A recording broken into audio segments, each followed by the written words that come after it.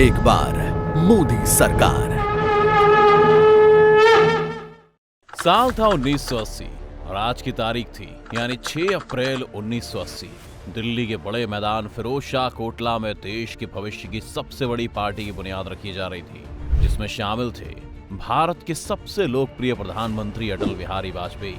उनके साथ थे लाल कृष्ण आडवाणी और ग्वालियर की राजमाता विजया राजे सिंधिया। कुछ और बड़े नेताओं का साथ देने के लिए मौजूद थे पार्टी के समर्थक। सब कुछ योजना के हिसाब से हुआ और महारानी सिंधिया की अध्यक्षता में भारतीय जनता पार्टी देश की नई राजनीतिक पार्टी बनकर आई, जिसके पहले अध्यक्ष बनाए गए अटल बिहारी वाजपेयी। लेकिन अभी आपने जो सुना उस घटना यानी भारतीय जनता पार्टी के बनने के पीछे भी बहुत बड़ा कारण था, जिसके बारे में समझना बहुत जरूरी है। और ये भी कि आखिर बीजेपी के बनने की नींव कहां से पड़ी। भले ही भाजपा की स्थापना 6 अप्रैल 1980 को हुई, लेकिन इसका इतिहास भारतीय जनसंघ से जुड़ा है। अब आप पूछ सकते हैं कि जनसंघ क्या था, तो आपको बता दें कि जब भारत आजाद हुआ था तो मुस्लिम लीग की तरह ही भारत में एक हिंदू महासभा भी हुआ करती थी, जिसके कार्यकर्ता देश की राजनीति को हिंदुत्व के हिसाब से चलाना चाहते थे। लेकिन जब ऐसा नहीं हो पाया तो आजादी के बाद ये लोग भी शांत हो गए थे। लेकिन ये शांति ज्यादा देर नहीं चली और डॉक्टर श्यामा प्रसाद मुखर्जी, जो हिंदू महासभा के बड़े नेता होने के साथ नेहरू के मंत्रिमंडल के हिस्सा भी थे,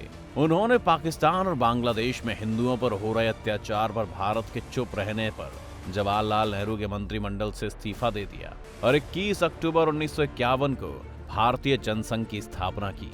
ये वही जनसंघ है जिससे आगे चलकर आरएसएस निकला। डॉक्टर मुखर्जी के नेतृत्व में जनसंघ ने कश्मीर को विशेष राज्य का दर्जा देने का विरोध किया, जिस कारण उन्हें जेल में डाल दिया गया, जहां उनकी बड़ी रहस्यमयी तरीके से मौत हो गई। लेकिन देश में जनसंघ की आग जल पड़ी थी।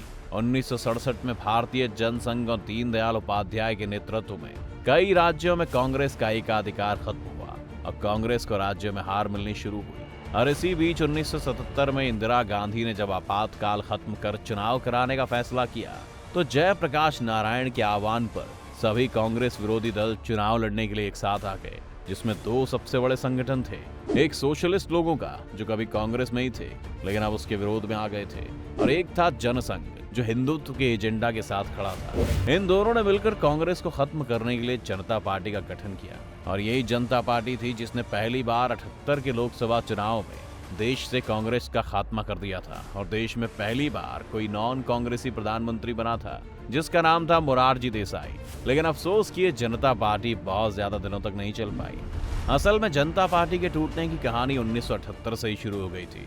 अब आप कहेंगे कि हम आपको जनता पार्टी के टूटने की कहानी क्यों सुना रहे हैं? तो दोस्तों, आपको तो पता ही है कि राजनीति में तभी कोई जन्म लेता है जब कोई बर्बाद होता है, और यही हुआ जनता पार्टी के साथ। उसके टूटने से ही बनी भारतीय जनता पार्टी। तो हम अपनी कहानी से वापस आए तो देश में जनता पार्टी की सरकार तो चल रही थी, लेकिन पार्टी के अंदर वर्चस्व को लेकर विवाद होना शुरू हो गया था।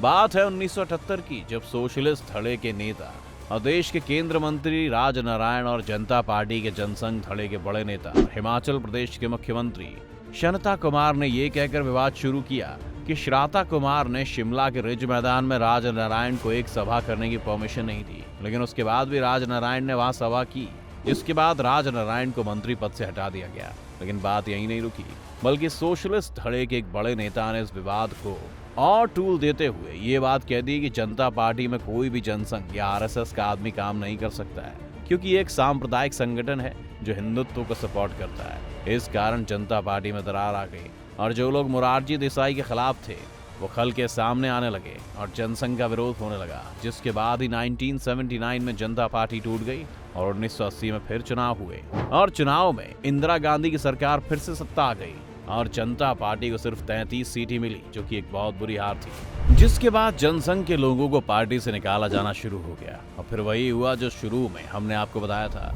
5 अप्रैल 1980 को जनसंघ के बड़े नेता दिल्ली के फिरोज शाह कोटला में जमा हुए और इसी के अगले दिन जनसंघ के आशीर्वाद के साथ देश में एक नई पार्टी ने जन्म लिया, जिसका नाम था भारतीय जनता पार्टी। अब पार्टी तो बन गई, लेकिन पार्टी की राह इतनी आसान नहीं होने वाली थी, क्योंकि पिछले चुनाव में जनता पार्टी को मिली 33 सीट और कांग्रेस की वापसी ने बीजेपी के लिए मुश्किल खड़ी कर दी थी। इसीलिए पार्टी के अध्यक्ष बने वाजपेयी और पार्टी के महासचिव आडवाणी के कंधों ने जिम्मेदारी उठाई, अपनी पार्टी को पूरे देश में लेकर गए। इसी के तहत दिसंबर 1980 में ही पार्टी ने अपना पहला अधिवेशन मुंबई में किया, जहां देश के बड़े नेता जिन्होंने बीजेपी ज्वाइन कर ली, उन सब ने अपनी अपनी बात कही। 3 दिन तक चले इस अधिवेशन में ही एक बड़े नेता ने यह कह दिया कि ये तय है कि एक दिन अटल देश के प्रधानमंत्री बनेंगे। अधिवेशन खत्म हुआ और आखिरी में वाजपेयी ने अपना सबसे ऐतिहासिक भाषण दिया, जिसमें उन्होंने कहा था, मैं ये भविष्यवाणी करने का साहस करता हूं, अंधेरा छटेगा, सूरज निकलेगा, कमल खिलेगा। बहुत बहुत धन्यवाद। लेकिन यहीं पर आडवाणी और पार्टी के कुछ बड़े नेता वाजपेयी के विचारों से अलग सोचने लगे, क्योंकि वाजपेयी एक हद तक गांधी के समाजवाद के बहुत करीब थे, लेकिन आडवाणी को हिंदुत्व और जनसंघ की राजनीति सही लगती थी। इसीलिए उन्होंने एक राम जानकी यात्रा को पूरे देश में शुरू किया, जिसके तहत वो राम मंदिर की बात को लेकर लोगों के बीच में आए।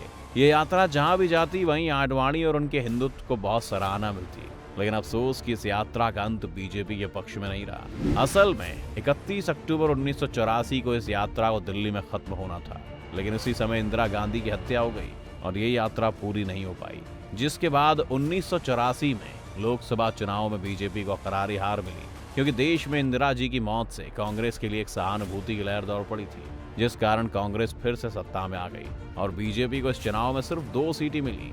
यहाँ तक कि वाजपेयी जी भी इस चुनाव में हार गए, जिसके बाद आडवाणी ने प्रेस कॉन्फ्रेंस में लोगों से ये कहा था कि लोकसभा का नहीं बल्कि शोक सभा का चुनाव था। भले आडवाणी ने बात कह दी हो, लेकिन पार्टी ने हार के लिए कहीं ना कहीं वाजपेयी और उनकी नीतियों को गलत ठहराया, जिस कारण 1986 में वाजपेयी को अध्यक्ष पद से हटाकर आडवाणी बीजेपी के दूसरे अध्यक्ष बने। वाजपेयी को इस तरह किनारे किया गया था कि 89 के लोकसभा चुनाव में पार्टी ने वाजपेयी को टिकट भी नहीं दिया था, लेकिन पार्टी में आडवाणी और उनके हिंदुत्व की वजह से उन्होंने राम मंदिर विवाद के नाम पर 89 सीटें जीत ली थी।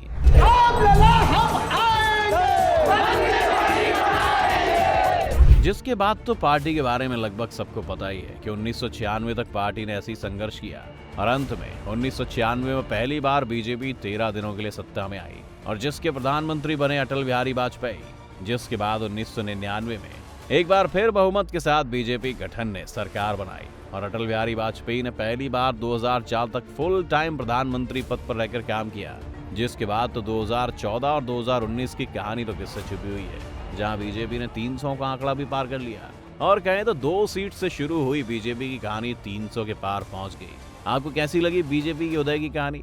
आप हमें कमेंट करके जरूर बता सकते हैं। साथ ही अगर आपको वीडियो पसंद आई हो तो इस वीडियो को लाइक और शेयर करना ना भूलें और चैनल को सब्सक्राइब भी कर लें और नोटिफिकेशन ऑन करने के लिए बेल आइकन दबा दें।